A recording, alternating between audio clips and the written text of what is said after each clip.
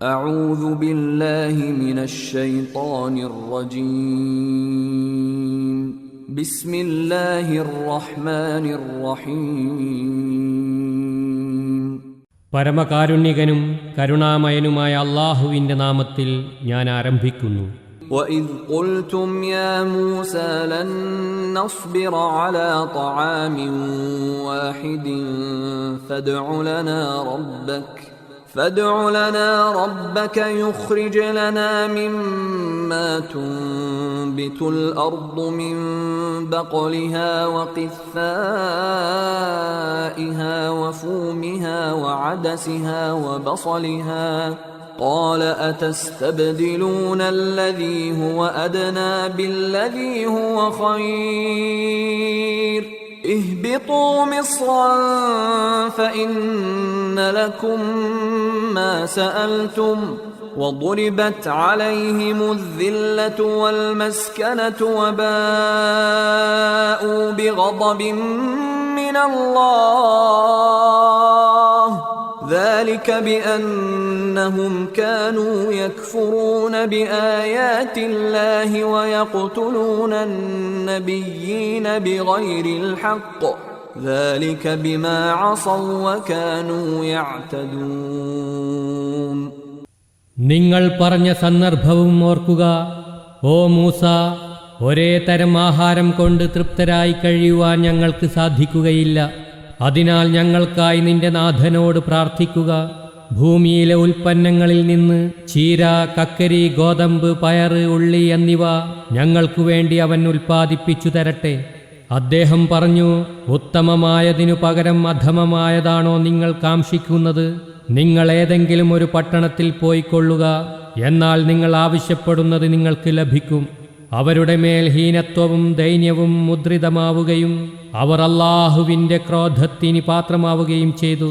അതാകട്ടെ, അവർ അല്ലാഹുവിൻ്റെ ദൃഷ്ടാന്തങ്ങളെ നിഷേധിക്കുകയും പ്രവാചകന്മാരെ അന്യായമായി വധിക്കാൻ ശ്രമിക്കുകയും ചെയ്തുകൊണ്ടിരുന്നതിൻ്റെ ഫലമായിരുന്നു. മാത്രമല്ല, അവർ ധിക്കരിക്കുകയും അതിക്രമം പ്രവർത്തിക്കുകയും ചെയ്തിരുന്നതിൻ്റെ ഫലവും അത്രേ അത്.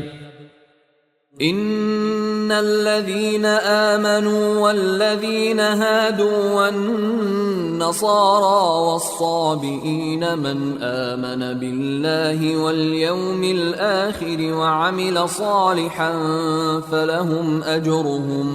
فلهم أجرهم عند ربهم ولا خوف عليهم ولا هم يحزنون. വിശ്വാസികളോ യഹൂദികളോ ക്രിസ്ത്യാനികളോ സാബികളോ ആരായിരുന്നാലും അല്ലാഹുവിലും അന്ത്യനാളിലും പരിപൂർണമായി വിശ്വസിക്കുകയും സൽക്കർമ്മം പ്രവർത്തിക്കുകയും ചെയ്യുന്നതായാൽ നിശ്ചയമായും അവർക്ക് അവരുടെ രക്ഷിതാവിങ്കൽ അനുയോജ്യമായ പ്രതിഫലമുണ്ട്. ഭാവിയെ സംബന്ധിച്ച് അവർക്ക് യാതൊരു ഭയവും ഉണ്ടാകുന്നതല്ല. കഴിഞ്ഞതിനെ സംബന്ധിച്ച് അവർ ദുഃഖിക്കുന്നതുമല്ല. وَإِذْ أَخَذْنَا مِيثَاقَكُمْ وَرَفَعْنَا فَوْقَكُمُ الطُّورَ خُذُوا مَا آتَيْنَاكُمْ بِقُوَّةٍ وَاذْكُرُوا مَا فِيهِ لَعَلَّكُمْ تَتَّقُونَ. നാം നിങ്ങളോട് കരാർ വാങ്ങുകയും നിങ്ങളുടെ മീതെയായി മലയെ ഉയർത്തുകയും ചെയ്ത സന്ദർഭം ഓർക്കുക. നാം പറഞ്ഞു, നിങ്ങൾക്ക് നാം നൽകിയിട്ടുള്ളത് മുറുകെ പിടിക്കുക, അതിലുള്ളത് ഓർമ്മിക്കുക, നിങ്ങൾ ദോഷബാധയെ സൂക്ഷിക്കുന്നവരാകുവാൻ വേണ്ടി. ثُمَّ تَوَلَّيْتُم مِّن بَعْدِ ذَلِكَ فَلَوْلَا فَضْلُ اللَّهِ عَلَيْكُمْ وَرَحْمَتُهُ لَكُنتُم مِّنَ الْخَاسِرِينَ. എന്നിട്ട് നിങ്ങൾ അതിനുശേഷം പിന്തിരിഞ്ഞു കളഞ്ഞു. നിങ്ങളുടെ മേൽ അല്ലാഹുവിൻ്റെ അനുഗ്രഹവും അവൻ്റെ കാരുണ്യവും ഇല്ലായിരുന്നുവെങ്കിൽ നിശ്ചയമായും നിങ്ങൾ നഷ്ടപ്പെട്ടവരിൽ ഉൾപ്പെട്ടു പോകുമായിരുന്നു. وَلَقَدْ عَلِمْتُمُ الَّذِينَ اعْتَدَوْا مِنكُمْ فِي السَّبْتِ فَقُلْنَا لَهُمْ كُونُوا قِرَدَةً خَاسِئِينَ. ശബത്ത് ദിവസം ശനിയാഴ്ചയെ സംബന്ധിച്ച കാര്യത്തിൽ നിങ്ങളിൽ അതിക്രമം പ്രവർത്തിച്ചവരെപ്പറ്റി നിങ്ങൾക്ക് നല്ല പോലെ അറിവുള്ളതാണല്ലോ. അന്നേരം നിങ്ങൾ നിന്ദ്യരായ കുരങ്ങന്മാരായിത്തീരുവിൻ എന്ന് നാം അവരോട് പറഞ്ഞു. فجعلناها نكالا لما بين يديها وما خلفها وموعظة للمتقين.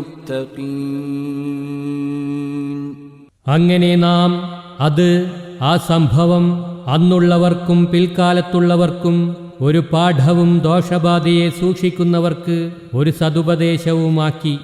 وَإِذْ قَالَ مُوسَى لِقَوْمِهِ إِنَّ اللَّهَ يَأْمُرُكُمْ أَن تَذْبَحُوا بَقَرَةً قَالُوا أَتَتَّخِذُنَا هُزُوًا قَالَ أَعُوذُ بِاللَّهِ أَنْ أَكُونَ مِنَ الْجَاهِلِينَ.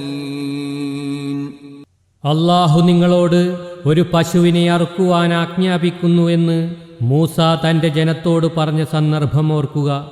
അവർ ചോദിച്ചു, നീ ഞങ്ങളെ പരിഹസിക്കുകയാണോ? അപ്പോൾ അദ്ദേഹം പറഞ്ഞു, ഞാൻ അവിവേകികളിൽ ഉൾപ്പെടുന്നതിൽ നിന്ന് അല്ലാഹുവിനെ അഭയം പ്രാപിക്കുന്നു.